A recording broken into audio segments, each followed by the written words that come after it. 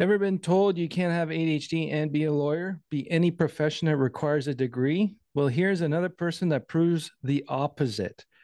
Today, I've got with me Matthew Erskine, who's the managing partner at the law firm of Erskine and Erskine, and also the principal of the Erskine Company, and a good friend of mine. Matthew, thanks for joining us.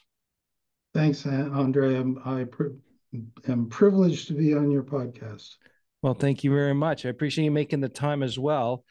And can you just give us a bit of a background, like who you are, what you do, how you got into becoming a lawyer, and just tell us a little bit about yourself. Well, I'm the fourth generation of my family has done trust and estates law, so it's sort of a genetic flaw, I guess.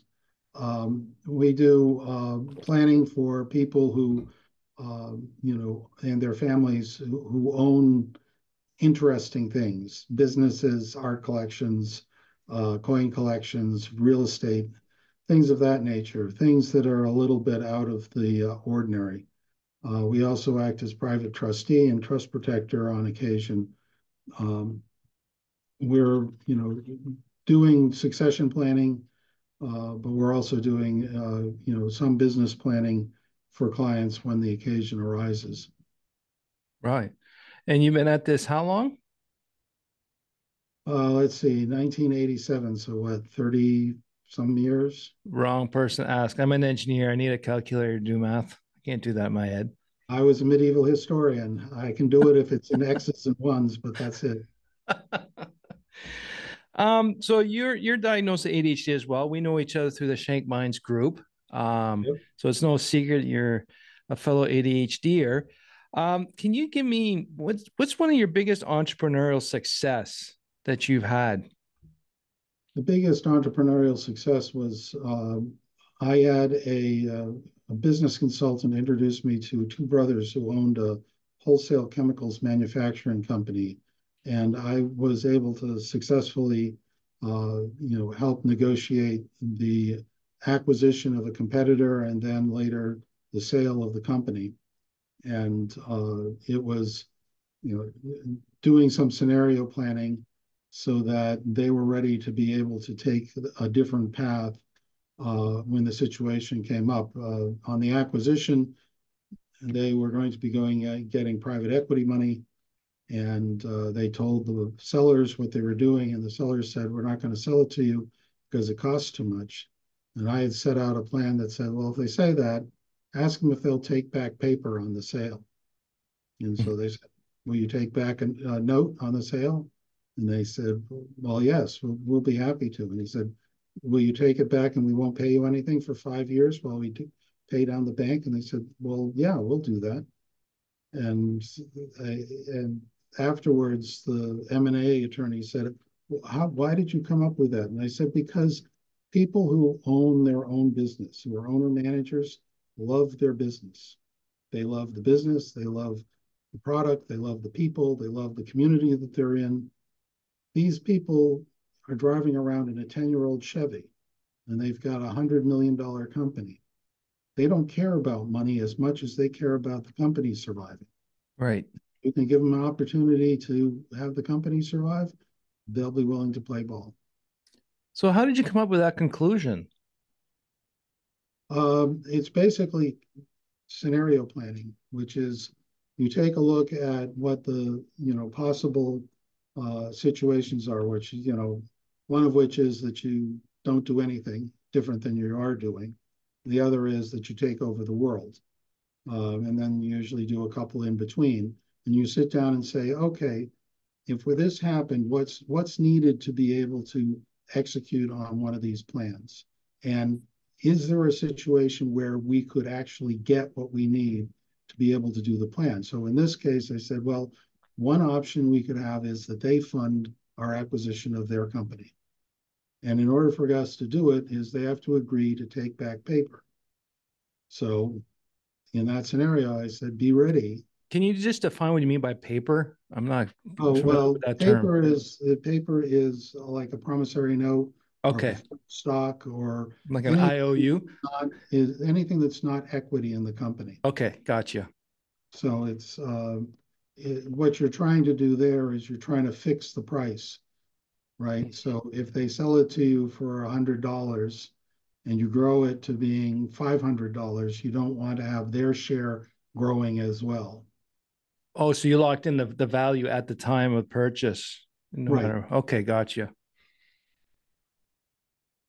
So it's scenario planning, all the different scenarios, them offering them the paper. Well, you have to understand that most lawyers are transactional, and Right. we're relationship. So we can have some situations where we are designing an estate plan that'll go on for 100 years. And you need to be able to think about all the possible ramifications of it, Mm-hmm. you know, such as, you have the family business, it's in the trust. Could one of the children buy out the others on the interest in the company? And if so, what would that look like? Mm-hmm. Because sometimes you have a situation where you have, let's say, 4 kids, and there's one kid who's in the company, and there's 3 kids who aren't in the company. And the 3 who aren't in the company say, give us money because it's a Right. valuable asset. And the one that's in the company says, no, no, I need this for the growth of the company. And so you have this dynamic, and the way to break it is to be able to have the person who's in the company buy out the ones who aren't. Mm-hmm. And that way they get their money and he gets control. Right. So there's scenario planning. This is a consistent thing you do in your firm with your clients. Yes, it's what I say is you always have to have a plan B. You know, It's kind that of weird any, for lawyers or any professions, really. Usually it's one way and it's the only way of doing it every time. well, it is. As I said, most lawyers are trained, what is the law, what is the procedure, and how do you apply the law and procedure to a Mm-hmm. specific case? And the result is, if you got a squirrel gun, everything looks like a squirrel. Right. So if you got a litigator, everything looks like you should litigate. If you got an M&A guy, everything Everything. should be a Yeah. transaction. The thing that we do is we sit down and say, what is it that the client actually needs? Right? And it may not be estate planning, it may be something completely different, but it's being able to have enough empathy to be able to say, yeah, we can do that. And sometimes what it is that you've got to um, you've got to be ready to go, even though the client doesn't know that you need to be ready to go. Mm-hmm. In that most most decision making processes for entrepreneurial and people with ADHD is an action based decision. Mm-hmm. I'm going to try it. If I like it, I'm going to do more of it. If I don't like it, I'm not going to do it. Right. And I'm not going to put anything more at risk than I can afford to. And I am going to be willing to change my mind if I suddenly find something that's more interesting. Right. It's great because they're usually working in situations where things are unknown. And I'm drafting documents where the client's, business and such are unknown. And Yeah. so you have to think that way. Whereas most people go on a predictive decision, right? I have seen this happen before. Therefore, I'm going to be able to replicate that by doing the same thing again. And so if you can predict it, you can plan for it. But if you can't predict it, you got to be able to act, but act in a smart way. Well, that's a very interesting phraseology you said there, action-based decision making and predictive-based decision making. And I think you just create a very clear line of how the traditional, what I call the traditional professionals, be it engineer or whatnot. I know in the engineering world, they want to be able to predict everything and they will make decisions only based on something from the past. Well, I'm like you, it's all action based. What's going on? Let's try this, let's try that, because we want to keep things moving forward. Yeah, the difference between Thomas Edison And, the people who worked for Thomas Edison Thomas Edison was the guy who did it the first time, Mhm. right? And so he may not have done it right. He may have done it, at 35% efficiency. But he did it. He did it. And it is, it's that ability to act that most entrepreneurs have. Yeah. Becomes a challenge is that they have to understand that at some point they have to go to a predictive basis for decision making. Agreed. I That was just going to say Thomas Edison acted, and then everyone else behind him is right. predictive because based on what he tried, they can move it forward. Yeah.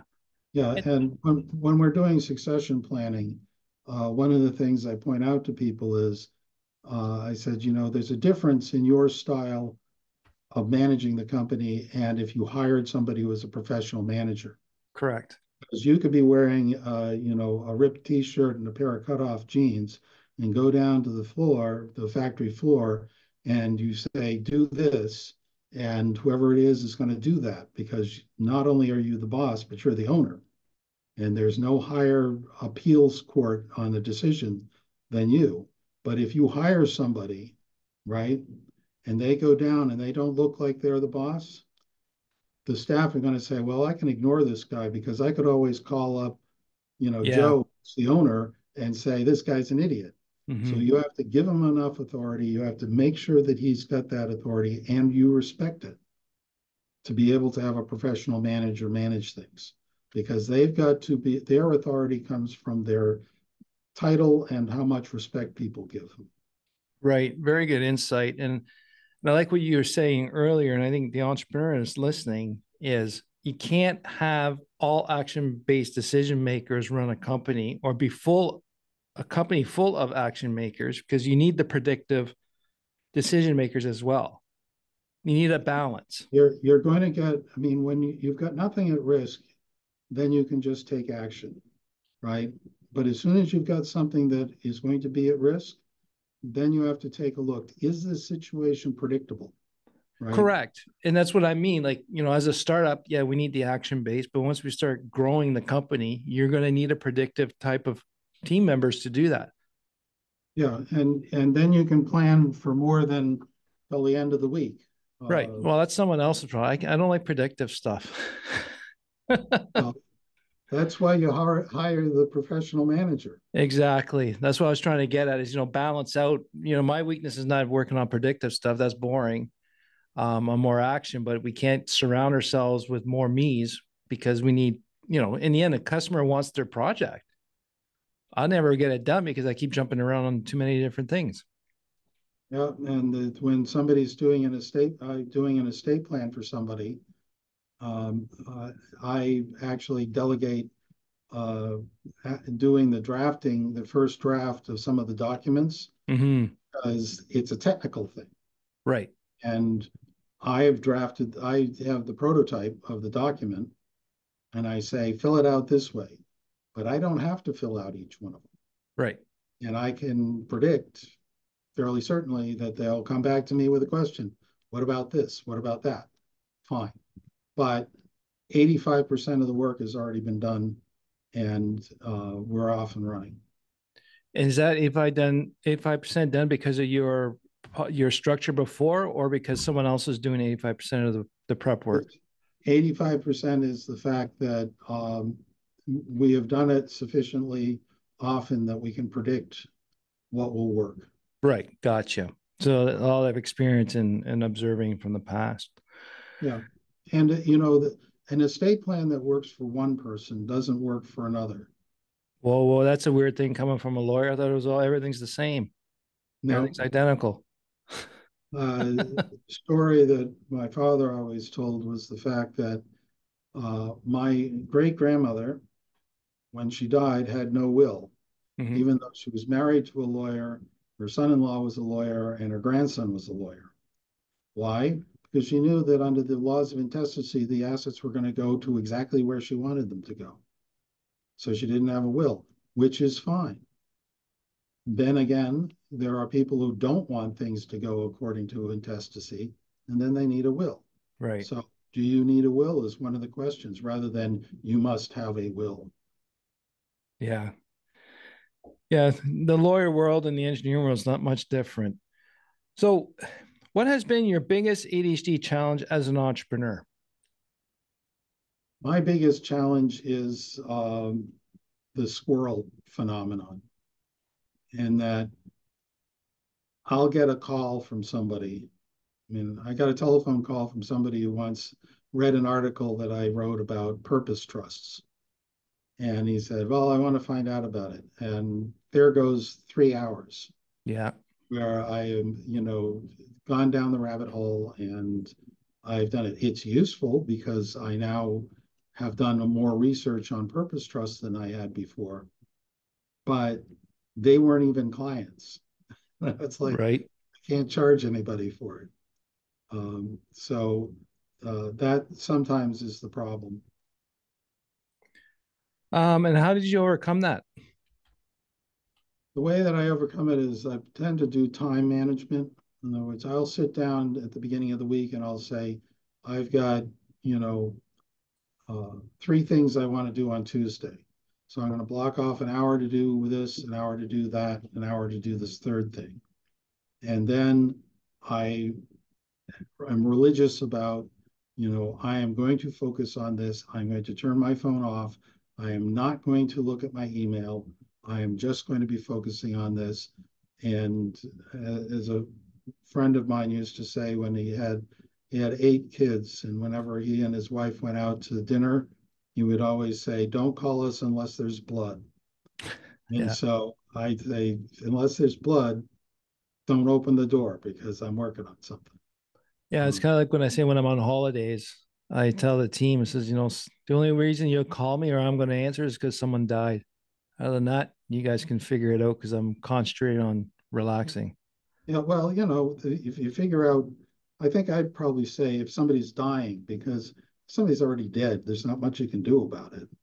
But if they're dying, then you might be Well, able I to. understand in your lawyer world, yes. For me, if someone's dying, they don't need the expert engineer till actually something's really completely done. But anyways, I digress.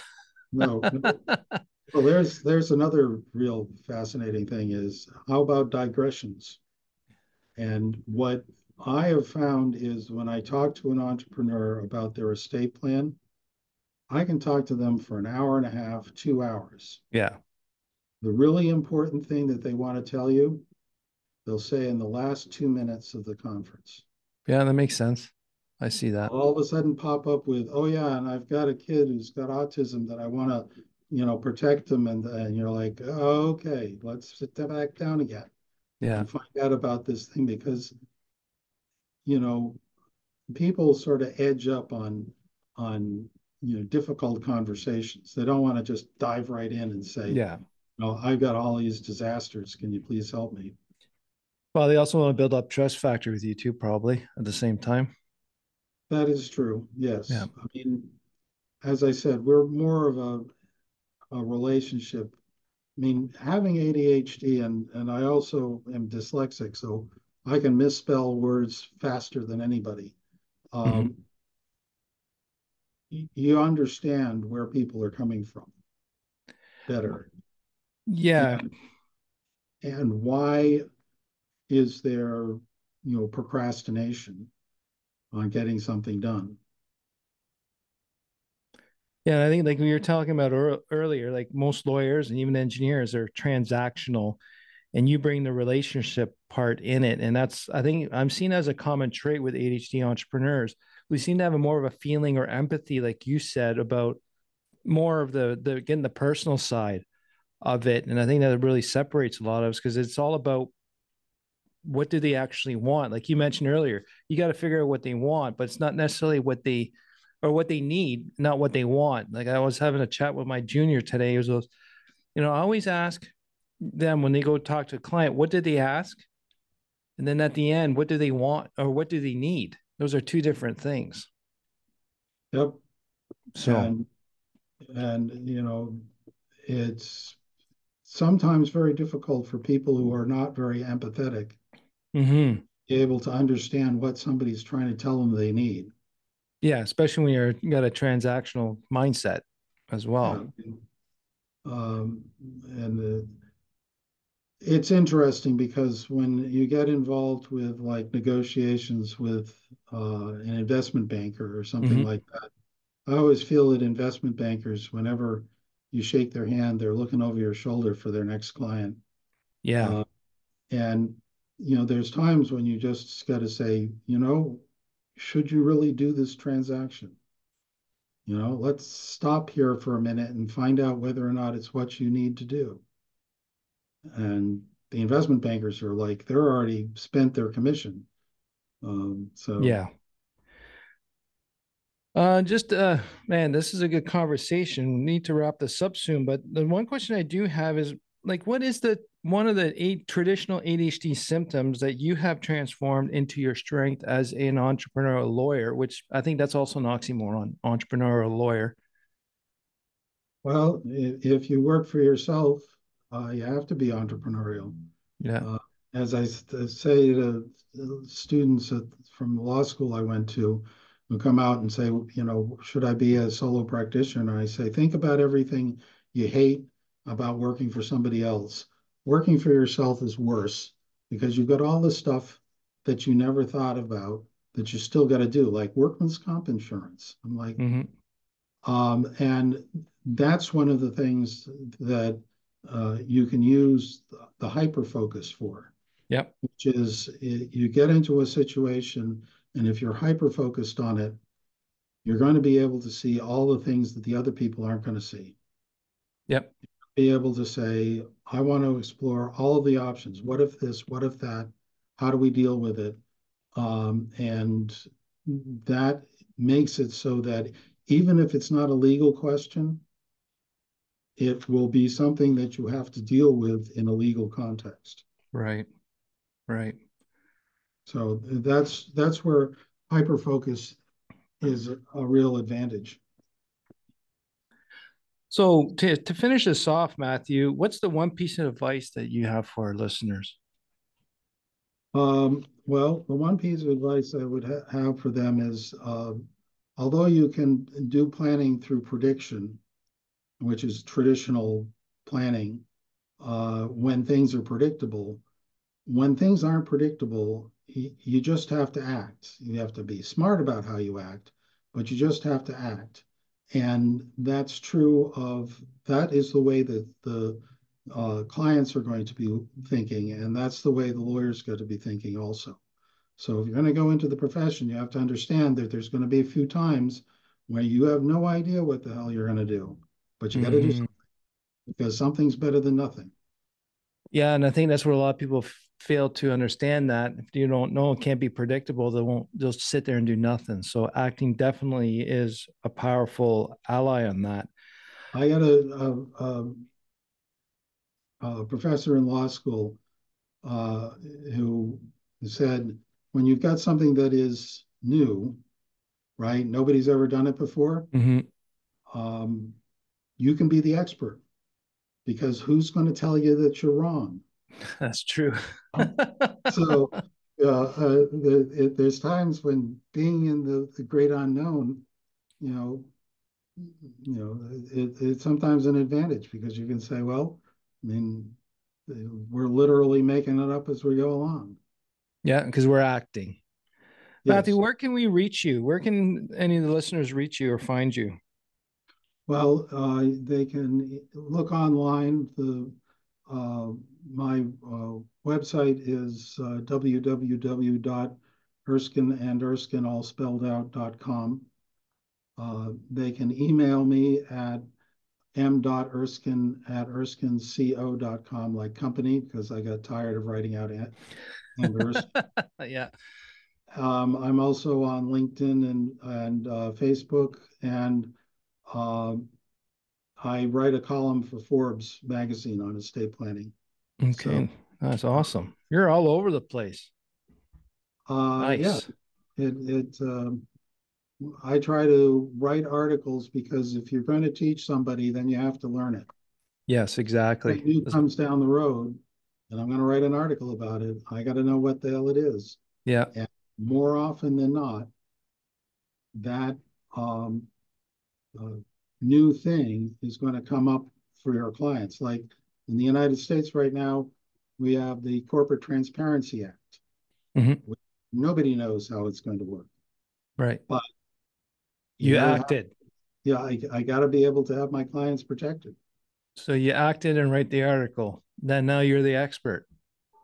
Well, just had an article published by Trust and Estates magazine Nice. on how to redraft trusts to Hmm. take account for the Corporate Transparency Act. Oh, good for you. Proud of you. Thank you very much, Matthew, for joining us and sharing your story. Well, thank you for asking me to be on board and enjoyable conversation. Always. And to you, the listener, what is your decision making style? Is it action based or predictive? Let me know. I'd love to hear from you.